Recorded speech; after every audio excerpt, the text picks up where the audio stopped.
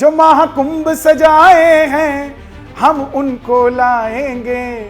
गंगा जी सजाई है, यमुना जी सजाई है, हर नदी सजाएंगे। संभल में निकले बजरंग बली तो मच गई खलबली। ये तैमूर जैसे लोग आकर हमारे जनेऊ उतारने की बात करते हैं। सनातन लड़ने का तरीका नहीं है, सनातन पढ़ने के लिए। जाग जाओ सारे हिंदुओं, सोने का कोई काम नहीं। वो बंदा किस काम का है भाई जिसके मन में राम नहीं। बांग्लादेश के तख्ता पलट में हिंदू ही क्यों मरते हैं। वो बिल्कुल बेवकूफ़ी की बात है जी, जातीय जनगणना। और बात रही टिकट विकेट की, तो मुझे कोई शौक नहीं है, ना आज है ना कल है किसी राजनीति में जाने का, ना कोई चुनाव लड़ने का। लेटे बजरंगी दर्शन दे, ऐसे प्रयागराज में जाने को दुनिया तरसती है। चलो कुंभ चले। मुझे लड़ना होता, मुझे खुद भाजपा से ऑफर थी कि आप चुनाव लड़िए, हरियाणा से कहीं से भी, आप जहाँ से बताएंगे वहाँ से आपको टिकट दे देंगे। तो पंचकुला से बात उठाई कि मैं वहाँ से टिकट चाहता था। देवी देवता जिसको तरसे वो रस प्रयाग राज में छलके।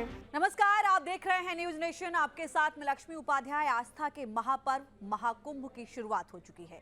मोक्षदायिनी मां गंगा, यमुना और सरस्वती के संगम में डुबकी लगाने के लिए सनातनी भक्तों का तांता लगा है।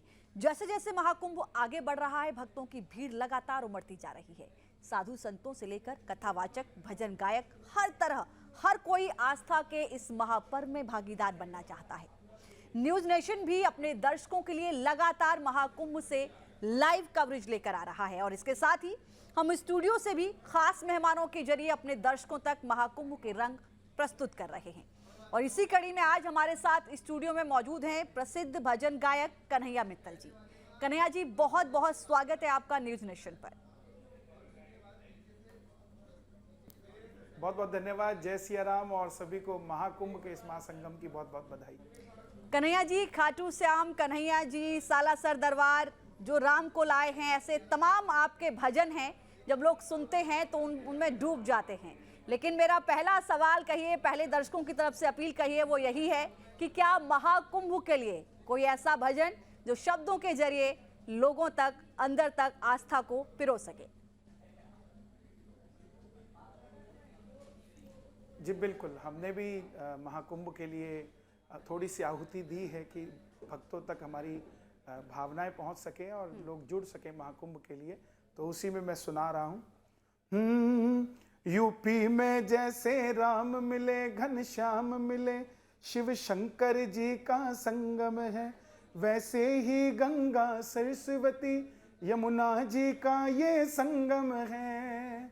महाकुंभ है, हो बरसों बाद ये मौका मिला है, अमृत धरती पर छलका है।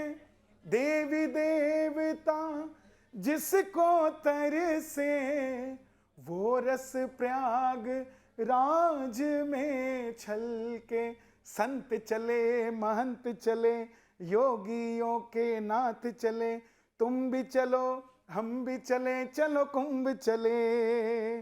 जहाँ शक्ति बहती, मुक्ति बहती, भक्ति बहती रहती है, श्रीमन नारायण नारायण ये धरती कहती रहती है। जहाँ नारद की वीणा बोले, लेटे बजरंगी दर्शन दे, ऐसे प्रयागराज में जाने को दुनिया तरसती है। चलो कुंभ चले, महाकुंभ चले।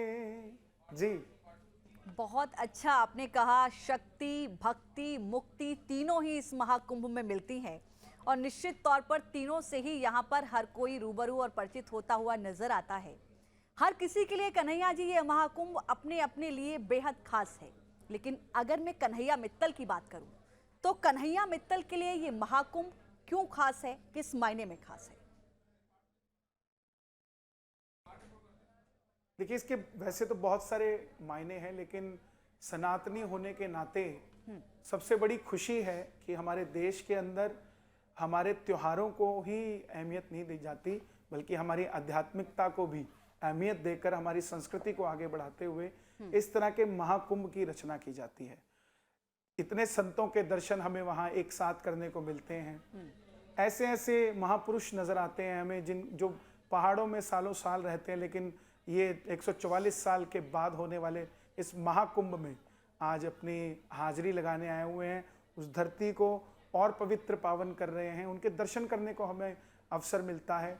फिर उसके बाद जिस तरीके से देश के अंदर सनातनियों के ऊपर प्रहार होते रहते हैं, प्रहार का मतलब कभी कुछ कोई बोलता है, कभी कोई कुछ बोलता है सनातनियों को, ये एकत्र होने की जगह है, एकजुटता का संदेश देता है ये महाकुंभ, जहां जाति पाति से दूर हटकर सारे सनातनी एक साथ गोता लगाते हैं। आप देखिए 4-5 दिनों में ही 6 करोड़ से ज्यादा सनातनी वहां पहुंचे हैं। और सबसे बड़ी बात है कि हमें मौका मिलता है उस प्रयागराज की धरती के छूने का, दर्शन करने का, उन संतों के उस संगम में, महासंगम में डुबकी लगाने का, जहां हमारे सारे पाप मुक्त होते हैं और हमारे पूर्वजों को भी उसका फल मिलता है।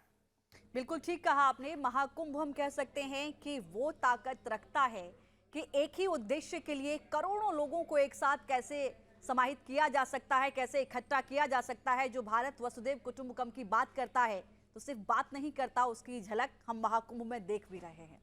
कन्हैया मित्तल जी, अयोध्या में राम मंदिर उद्घाटन के बाद महाकुंभ का आयोजन सनातनियों के लिए क्या संदेश इसमें आप देख रहे हैं?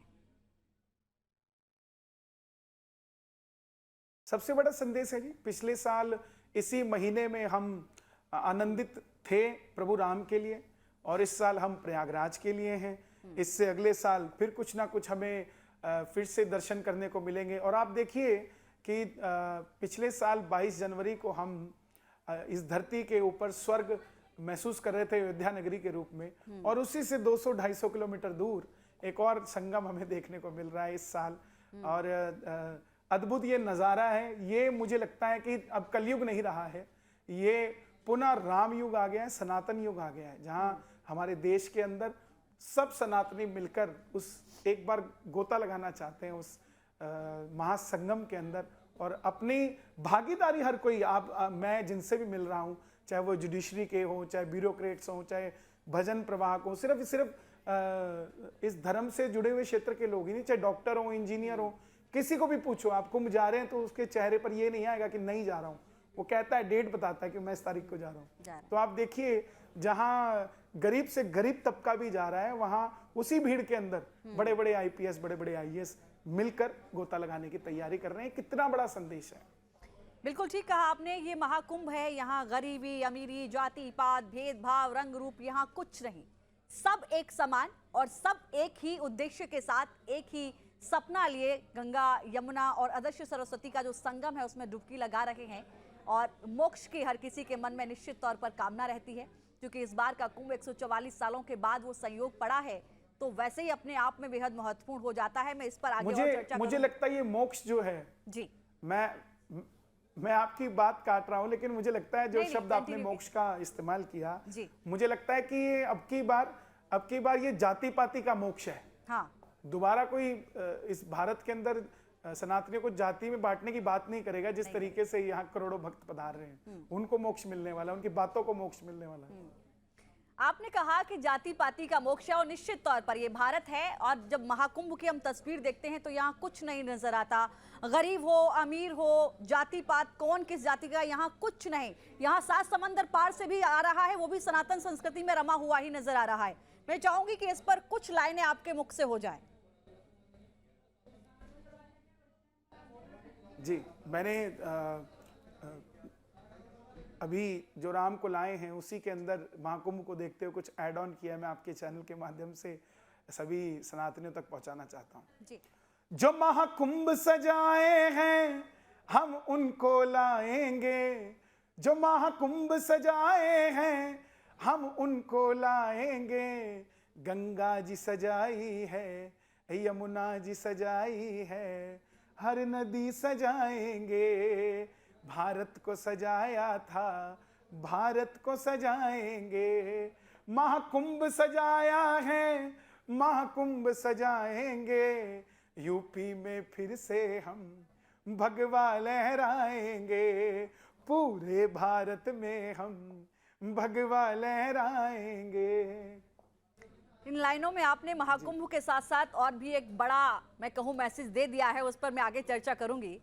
लेकिन मैं संभल पर आना चाहती हूँ, क्योंकि संभल का जब जिक्र होता है कन्हैया मित्तल जी, आपकी मुस्कुराहट से मैं समझ गई कि आप मेरे सवाल का इंतजार करेंगे।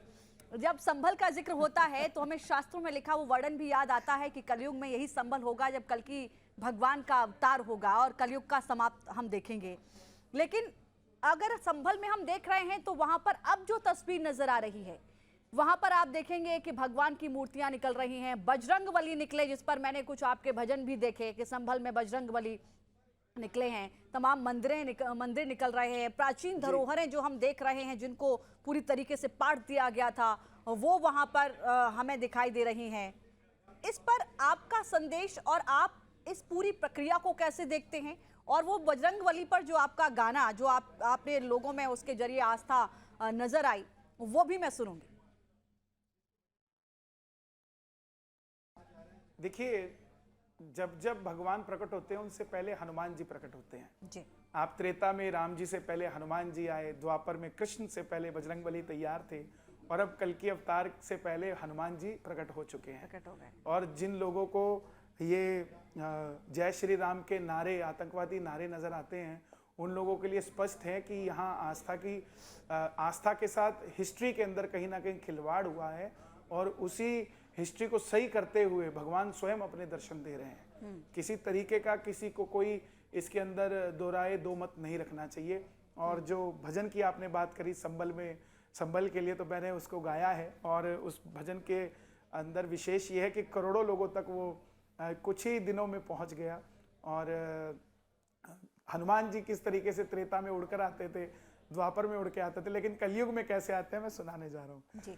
संभल में निकले बजरंग बली, तो मच गई खलबली,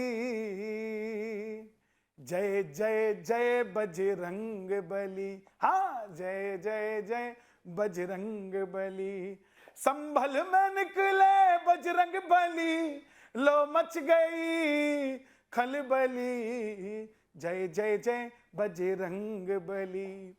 शंकर का वो रूप है लगता, राम जी का दूत है लगता, और चलते कैसे हैं, ऐसे चलता है वो वानर जैसे कि बुलडोजर चलता, मिट्टी में मिला दिए बाहुबली, लो मच गई खलबली, जय जय जय बजरंग बली।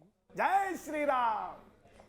निश्चित तौर पर ये आपका गाना लोगों की जुबान पर भी चढ़ गया है। और संभल का मैं जिक्र करूं तो एक छोटा सा सवाल है और चाहूंगी कम शब्दों में आप उसका जवाब मुझे दें कि क्या लगता है कि आने वाले वक्त में संभल भी एक बड़ा आस्था का केंद्र नजर आता है, जिस तरीके से हम वहां की तस्वीरें और बदलते हुए संभल के भूमि परिसर को आप कहिए या वहां का जो बदलाव हम देख रहे हैं, बावड़ी निकल रही है, मंदिर निकल रहे हैं, बड़े बड़े कुएं जो बहुत पुराने हैं वो निकल रहे हैं, क्या एक नया इतिहास हमें सामने आ रहा है संभल में? देखिए, इसमें कोई दो राय नहीं है। स्वयं पुराणों में, हमारे शास्त्रों में लिखा है कि भगवान का जो कलयुग में अवतार होगा वो संभल में होगा। और ये भगवान के अवतार का ये समझिए उनकी माया ही है, जो वो उस धरती को और पावन पवित्र करना चाहते हैं जहां पर उनका अवतार होने वाला है। आज से पहले या संभल में बजरंगबली के निकलने से पहले इतनी आस्था का केंद्र पूरे भारत के लिए संभल नहीं था। लेकिन जिस तरीके से बजरंगबली वहां प्रकट हुए हैं छोटे से मंदिर के अंदर, तो पूरा भारत निश्चित रूप से इंतजार कर रहा है कि वो कब बड़ा होगा, कब बड़ा मंदिर बनेगा। और कल्कि धाम का भी, मैं क्योंकि खुद जाकर आया हूँ वहाँ, और कल्कि धाम का भी विस्तार हो रहा है, कॉरिडोर बनने को तैयार है। तो ये संभल आने वाले समय में अयोध्या, प्रयागराज, इसी तरीके से इनका रूप हमें देखने को मिलेगा। ठीक है, मैं बस यही जानना चाह रही थी कि क्या ये सही है। कन्हैया जी, कुछ साधु संत और कथावाचकों का ये भी कहना है कि हिंदू राष्ट्र बने या सनातन बोर्ड का निर्माण किया जाए। आप इस पर क्या राय रखते हैं? आपका मत इस पर क्या है? देखिए, बिल्कुल होना चाहिए। हिंदू राष्ट्र का मतलब किसी को नीचा दिखाना नहीं है जो यहाँ दूसरे धर्म के लोग रहते हैं। हिंदू राष्ट्र का मतलब ये है कि यहाँ जो बहुसंख्यक हैं उनकी सुनवाई होनी चाहिए और उनके खिलाफ कोई ना बोल सके। आज आप देखिए कि प्रयागराज में इतना बड़ा महाकुंभ लगता है और कोई आदमी ऐसी उठ के कह देता है ये जमीन तो वक्फ बोर्ड की है। तो कोई उनसे पूछे, जिस समय यहाँ गंगा यमुना सरस्वती का संगम हुआ था उस समय क्या वक्फ बोर्ड था या उस समय वो खुद थे? हिंदू राष्ट्र का मतलब ये नहीं है कि किसी को हमें नीचा दिखाना है। हिंदू राष्ट्र का मतलब है कि हमारे सनातन को कोई नीचा दिखाने की बात ना करे। आज हम किसी हिस्ट्री को ठीक करने की बात करते हैं, संभल को ही ले लीजिए। अगर वहाँ कोई मंदिर है किसी ढांचे के नीचे और अगर उसका सर्वे होके वो सिद्ध होता है तो उसको देने में क्या तकलीफ है? इस देश की विडंबना यही रही कि यहाँ औरंगजेब, बाबर, अकबर, इन्होंने जो बनाया उसकी भर भर के तारीफ की गई, लेकिन जो इन्होंने तोड़ा उसकी किसी ने चर्चा ही नहीं की। आज जब चर्चा होने जा रही है तो कुछ लोगों के पेट में दर्द होता है। हिंदू राष्ट्र का मतलब कतई नहीं है जो समझाया जाता है कि किसी को दरकिनार किया जाएगा या किसी को कुछ कहा जाएगा। यहाँ सीधी सी है, 100 करोड़ से ज्यादा सनातनी अपने दिल की बात रख रहे हैं कि हमारे सनातन को कोई आदमी किसी भी तरीके से ठेस ना पहुंचाए। हमारे देश को जिन लोगों ने लूटा, औरंगजेब, बाबर, आप दिल्ली में देखिए इनके नाम से सड़कें बनी पड़ी हैं। सड़कें बननी चाहिए थी महाराणा प्रताप के नाम से, सड़कें बननी चाहिए थी पृथ्वीराज सिंह चौहान के नाम से, लेकिन सड़कें बनी हैं मुगल।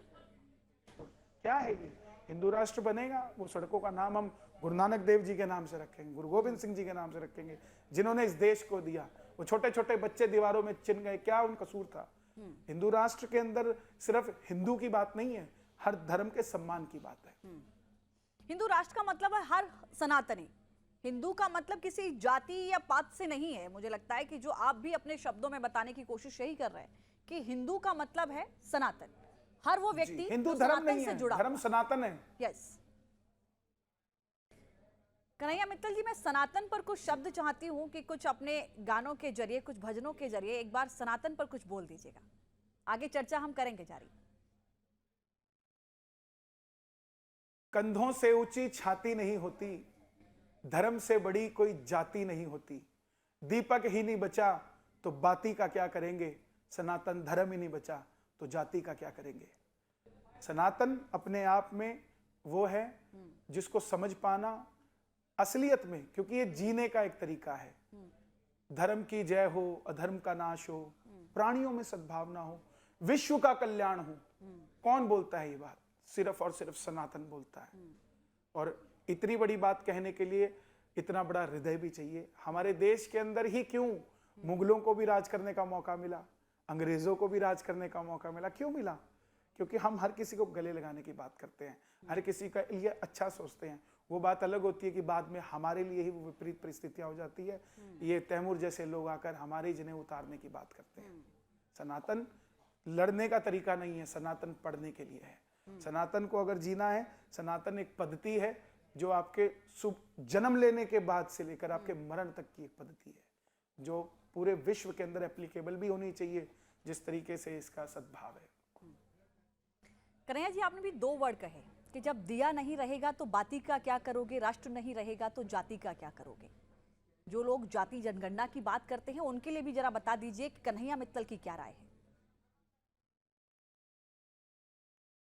वो बिल्कुल बेवकूफ़ी की बात है जी, जाति जनगणना। आप देखिए अयोध्या के अंदर दिवाली पर 27 लाख दिए जलते हैं, उसको कोई और जलाता है क्या? वहां जाकर चेक किया जाए बनिए ने कितने जलाए, ब्राह्मण ने कितने जलाए, यादव ने कितने जलाए। आज महासंगम में महाडुबकी हो रही है, वहां डुबकी करोड़ों भक्त लगा रहे हैं, कोई जाति पूछकर उनकी डुबकी लगवाई जा रही है क्या? ये लोग वो हैं जो घाट भी अलग अलग बना देंगे कि ये ब्राह्मणों का घाट है, यहाँ ब्राह्मण ही स्नान करेंगे, ये बनियों का घाट है। वो ये चीज चाहते हैं, लेकिन सनातनी समझ चुका है, जाग चुका है। और मैं 2 लाइनें सुनाना भी चाहता हूं जी। जाग जाओ सारे हिंदुओं, सोने का कोई काम नहीं, वो बंदा किस काम का है भाई जिसके मन में राम नहीं। वीर शिवाजी के हम हैं वंशज, मन में निर्णय कर लेंगे, इतनी बात समझ लेंगे भाई, बट जाएंगे तो कट जाएंगे, उसकी बात सुनेंगे भाई जो बात सनातन की किया करे। शेर के जिगरे वाला बंदा किसी के आगे भी ना डरे।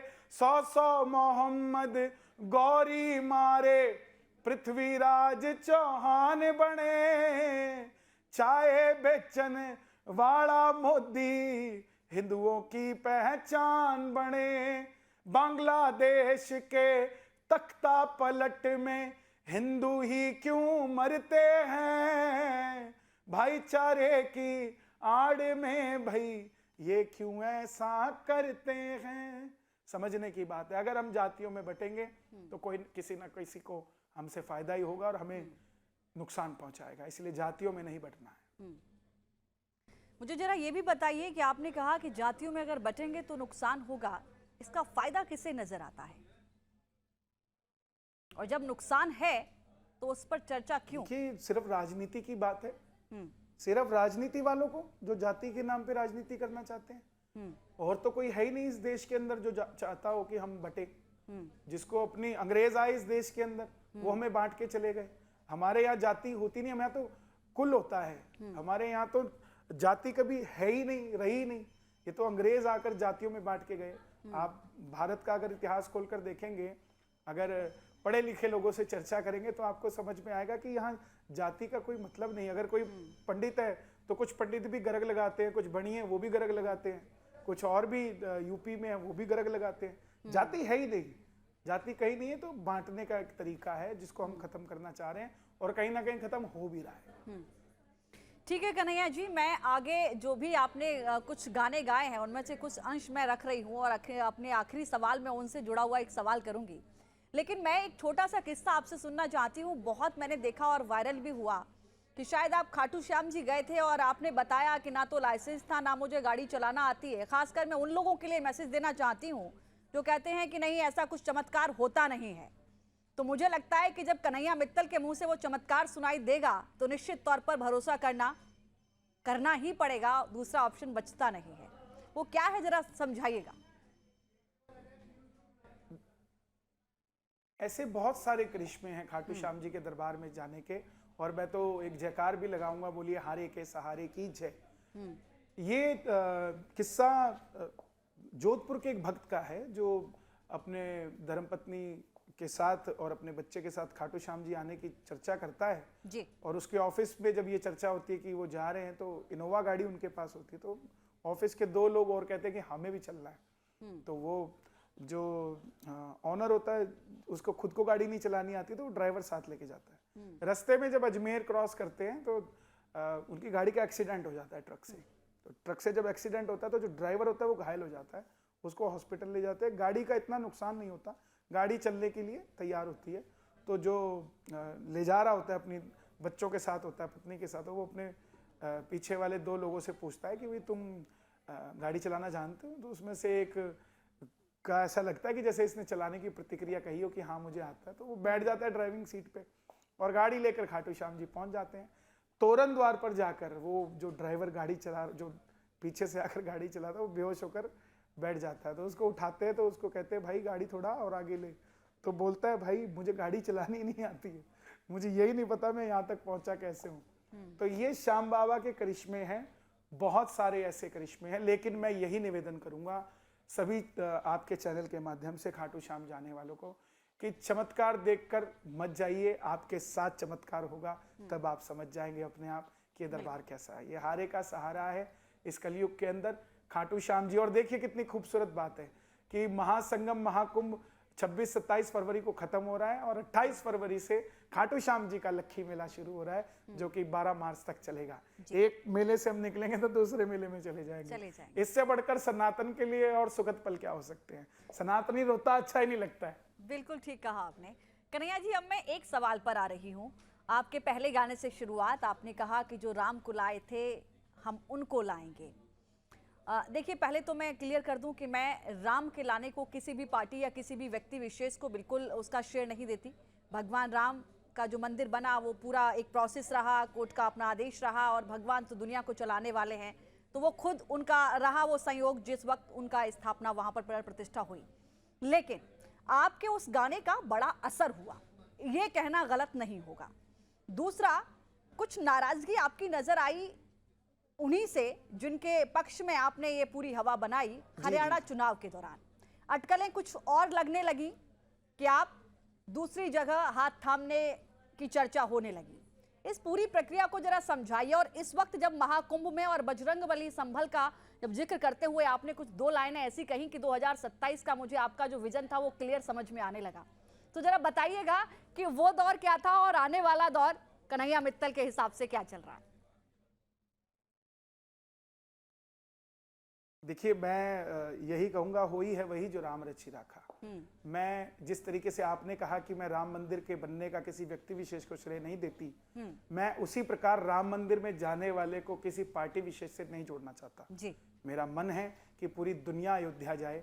अगर राहुल गांधी जी भी अयोध्या जाए, अगर कांग्रेस के लोग भी आज अयोध्या इसलिए नहीं जाते कि वो भाजपा ने बनाया जी। तो मैंने ये बात कही थी कि हमें जब हम कार्यक्रम करने जाते हैं या अयोध्या जाते हैं तो बहुत सारे लोग हैं जो वहां नहीं जा सकते। अगर भाजपा वाले जा रहे हैं और कांग्रेस वाले नहीं जा रहे हैं तो क्या पता मेरे कांग्रेस में जाने से वो अयोध्या चले जाएं। और बात रही टिकट विकेट की, तो मुझे कोई शौक नहीं है, ना आज है ना कल है किसी राजनीति में जाने का, ना कोई चुनाव लड़ने का। जो खुद राम के पद गाता हो उसे किसी पद की जरूरत नहीं होती। और जो राम को लाए हैं उनको लाएंगे, ये बात कहीं ना कहीं सही है कि राम जी को लाने वाला कोई नहीं है। लेकिन हमारे घर में जब गणपति हम विराजित करते हैं तो क्या गणपति लाते नहीं है? बिल्कुल सही बात। हम दिवाली के दिन जब लक्ष्मी मैया को बिठाते हैं तो हम कौन हो गए उन्हें बिठाने वाले? ये एक मेरी भावना थी कि तंबू में बैठे राम जी को आज महलों में जो लेकर आए हैं उनकी चर्चा होनी चाहिए। जो लोग कार सेवकों पर गोली चला सकते हैं, कार सेवकों की निर्मम हत्या कर सकते हैं, वो लोग कभी भी राम मंदिर को बनने के लिए सहमति नहीं दे सकते थे। इसलिए आज यूपी में योगी जी हैं और दिल्ली में मोदी जी हैं। इसके कारण अयोध्या का राम मंदिर बन गया है कहीं ना कहीं। लेकिन हम उन कार सेवकों का, उन करोड़ों राम भक्तों को भी भूल नहीं सकते जिनके कारण राम मंदिर बना है। और पुनः मैं फिर से बता रहा हूं, मेरा कांग्रेस में जाने का कोई टिकट का या किसी राजनीति का मुझे लड़ना होता, मुझे खुद भाजपा से ऑफर थी कि आप चुनाव लड़िए, हरियाणा से कहीं से भी, आप जहां से बताएंगे वहां से आपको टिकट दे देंगे। पंचकुला से बात उठाई कि मैं वहां से टिकट चाहता था, वो तो हमारे खुद के परिवार के ज्ञानचंद गुप्ता जी थे, मैं क्यों वहां से लड़ूंगा? तो मुझे लोगों की बनाई हुई बातों पर जाना नहीं है। मैं जैसा हूं, जो हूं वो सत्य है। मैं सिर्फ और सिर्फ राम जी के लिए काम करता हूं, लोगों को जोड़ने के लिए काम करता हूं। मुझे किसी राजनीति से कोई लेना देना नहीं है। लेकिन हाँ, अगर डॉक्टर मनमोहन सिंह जी भी राम मंदिर का फैसला लाते तो मैं उनके लिए भी गा देता। मैं तो बोलता आया हूं सदैव, क्योंकि हमें राम से जोड़ना है, कोई भी हो जी। एकदम विजन क्लियर है, राम जी के लिए गाएंगे और जो राम जी के लिए कुछ करेंगे उनके ही साथ कन्हैया मित्तल नजर आएंगे। बिल्कुल। मैं चाहती हूँ कि आपने इतने व्यस्तम समय में से समय निकाला, आपका बहुत धन्यवाद। लेकिन आपके एक भजन के साथ ही ये आपका जो भी इंटरव्यू रहा ये विराम हो। अपने एक भजन के साथ सर इसको खत्म कीजिएगा। जरूर। मैं उनसे भी आपके चैनल से पुनः कहना चाहूंगा, क्योंकि करोड़ों लोगों के दिल में ये बात बड़ी पहुंच नहीं पाई कि मैं क्यों उधर जाने की बात कर रहा था। क्योंकि एक बात उठी थी कि ये टिकट चाहते थे, ये लालची है, ये ऐसा है वैसा है, वो लोगों तक पहुंची। तो मैं उन लोगों से पुनः कहना चाहता हूं कि ऐसा कुछ भी नहीं था। और फिर भी मैं हनुमान नहीं हूं जो सीना फाड़ कर दिखा सकूं, इसलिए दो लाइनें सुना रहा हूं। हारा हूं बाबा पर तुझ पे भरोसा है, जीतूंगा एक दिन मेरा दिल ये कहता है। मेरे माझी बन जाओ, मेरी नाव चला जाओ, बेटे को सांवरिया तुम गले लगा जाओ। हारा हूं बाबा पर तुझ पे भरोसा है, जीतूंगा एक दिन मेरा दिल ये कहता है जी। बहुत धन्यवाद कन्हैया मित्तल जी। और आप हारे नहीं हैं, जीतते ही जाएंगे। करोड़ों दिलों को आपने जीता है, निश्चित तौर पर आपने अपना समय निकाला, आपका बहुत धन्यवाद। बहुत शुक्रिया हमारे साथ जुड़ने के लिए, सहजता से मेरे एक राजनीतिक सवाल का भी जवाब देने के लिए आपका बहुत बहुत धन्यवाद। बहुत शुक्रिया।